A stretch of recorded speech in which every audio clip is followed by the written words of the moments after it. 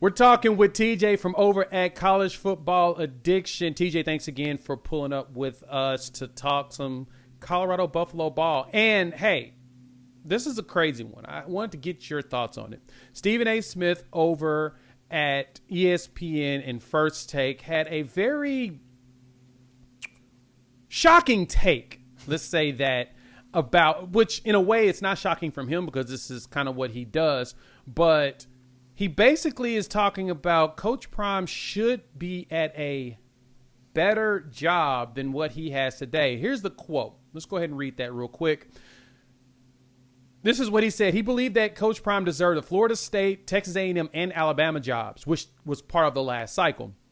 First, he said, FSU didn't show up and got obliterated by Georgia in a bowl game, but they looked awful this year. They should have hired Primetime at Florida State, his alma mater. They should have hired him at Texas A&M. The way Alabama's looking, I think they should have hired him at Alabama. TJ, I want to get your take on that because first and foremost, my thought is, why are you throwing shade at Colorado? As if Colorado's not a historical program in some capacities, right? They won a national championship, was it 89, 88? So they've got a title in the last 30 years. Why are you disrespecting the Buffs that way? I mean, I get that you feel like he should have a big-time job, but what's wrong with what he's doing at Colorado? He's come here to do something specific, and it appears that he's achieving his goal. Also, last year they were 4-8. Does that sound like someone that needs to get hired for another job? I mean, he has turned things around, but still, what sense does that make? Yeah, Stephen A. wanting Coach Prime to coach at 3 different colleges at the same time too is probably the most amazing thing. Like every time a big job opening comes, we should just put Coach Prime, like, you know, make him like the we should hire him immediately. Make him the CEO of college football if that's what you want, Stephen A. Then he can be over all the colleges. Maybe that's easier. Yeah, Stephen A. says things for shock factor and shock value, and yes, that's what he's built his career on, and he, you know, does that to an extreme level to where, you know, that's just the game that he plays, and that's fine. Like I get it, and that's his buddy, and maybe he does see that as a way to try to bring Coach Prime's name up. But yeah, again, you don't have to dog Colorado to do that. We don't have to dog Colorado. And that's the first thing I think of. You don't have to belittle someone else to try and make a point to raise somebody else up. And I don't really see Coach Prime coming out and saying anything because I think he does have a good relationship there. But like, I think if Coach Prime could like pull him to the side and be like, hey dog, you don't have to crap on the place that I'm at right now just to try and lift my name up somewhere else. Like, I don't need you to do that, you know, like smack him to the side a little bit and say like, bro, relax a little bit. And then when you really break down what Stephen A. is talking about, like the Alabama job just came open in January, right? After legendary coach Nick Saban retires, and Colorado was coming off of, and we covered it. Both you and I covered it very closely. Colorado was coming off of a 4-win season where they lost, like 6 games in a row down the stretch. Like if Colorado had gone 10-2 last year, maybe there is an idea of like, dude, like look what he did in year 1 at Colorado. Let's go call him up. But I do think there were some question marks around Coach Prime coming into this year. And Buffs fans and people, Coach Prime supporters, like you guys didn't necessarily have questions. You believed that he was going to be able to turn it around. But I don't think Alabama's taken a risk on, what should have happened or shouldn't have happened with Coach Prime. I think that they probably took a risk on a guy that, Washington had won, 13 games last year, was, a really good team. Like that's kind of the direction they went. And I really don't blame Alabama for that. You also look at the A&M job, right? A&M is the only team in the SEC without a loss. So are you telling me that they got it wrong by hiring Mike Elko? Like Elko was an A&M guy. Like it was a job that made sense to bring him back to. Now, Coach Prime there, again, coming off of a 4-win season, I don't know that would have been the move that A&M would have made. Again, if Coach Prime in Colorado had won 10 games last year, maybe, but I don't really think that Coach Prime was on the job mark. I think he's pretty happy in Boulder when this last cycle opened. And then again, with the Florida State stuff, obviously I cover Florida State pretty closely. Was Florida State supposed to fire Mike Norvell because they lost a bowl game by a lot of points? Like a bowl game that everyone sat out of, and Florida State went 13-0 last year, right? Like that's that's pretty remarkable. And obviously things fell apart in the bowl game, and they had a lot of guys opt out and a quarterback get hurt and then another one transfer. And so you started a third string true freshman and they got blown out by Georgia. That's fine, whatever. But was Florida State supposed to fire him because he lost a bowl game after winning 13 games? They won 19 games in a row, and you're supposed to fire him because they lost a bowl game and hire Coach Prime? Like, I don't know, Steve, because that's what he references. Now, if he's talking about hiring him earlier, after Jackson State, I mean, again, Florida State won 10 games in 2022. So you're supposed to fire that guy at that point, or you're backing up even more and saying you should have hired him with zero experience before he went to Jackson State. I don't know. Stephen A is a rage bait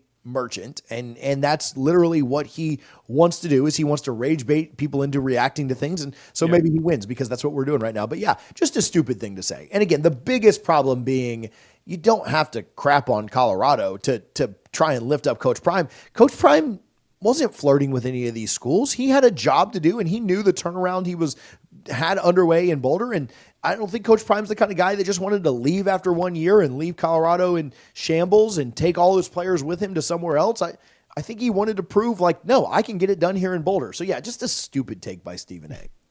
Stephen A. likes to throw out those fiery takes. Yeah, like you said, he's a merchant on that. That's what he does. And he does a good job because everybody reacts to it. Unfortunately, that's why we're here doing it as well. We're talking to TJ over here at College Football Addiction. Thank you, my man, for pulling up once again to the channel. So Coach Prime kind of threw a little shot at the media during his presser after the victory against Cincinnati. And honestly, it's funny because Travis Hunter has also jumped into the campaign, because what Prime asked was, why isn't Sheduer Sanders being considered in the conversation for Heisman? And he looked at, they talked about his numbers with 22 for 30. He had some great numbers against Cincinnati, threw for 323 yards. He had 25 for 30, my apologies, 232, 2 touchdowns. So he had himself another lights out game throwing the ball, but he's not really even being in consideration. Now, granted, he's not doing something that no other quarterback has ever done. He's not the leading yards passer yet. I think he's right there in the conversation, if not right there behind a couple of the other guys. So there's a chance that he can move himself up. But Travis Hunter's, of course, in that conversation now. And then Travis Hunter jumped in and said, enough about me. What about Sheduer Sanders? So, TJ, is there a chance that the Buffs can have not one but two guys invited to New York for the Heisman ceremony? Yeah, it's a little interesting, right? And they probably should, because I don't think that this is the strongest Heisman class that we've had. You could either say that, well, strongest is maybe not the right word. The most, for sure. Last year, you knew it was Jaden Daniels. He was just head and shoulders above everybody else. And this year, it feels like it could go a bunch of different ways. Dylan Gabriel jumping up to the top of odds was a little weird to me, but whatever. Cam Ward's obviously, had a really good year, didn't have a great game against Florida State in a rivalry game. Ashton Jeanty didn't have a phenomenal game, but still 128 yards and a touchdown. And then, Hunter had 2 touchdowns and I thought probably had the best week out of anybody. But, I think Sheduer is certainly in that top 5 to 10-ish range.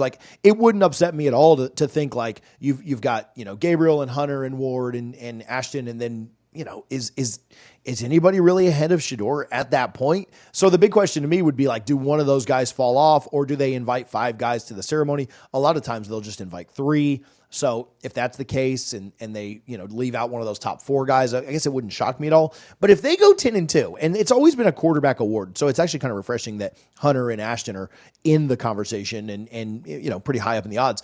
But if they go 10-2, is maybe Hunter being on the team hurting his chances, the same way that we viewed Kobe back in the early 2000s? Oh, well, you had Shaq, so why wouldn't you be great, right?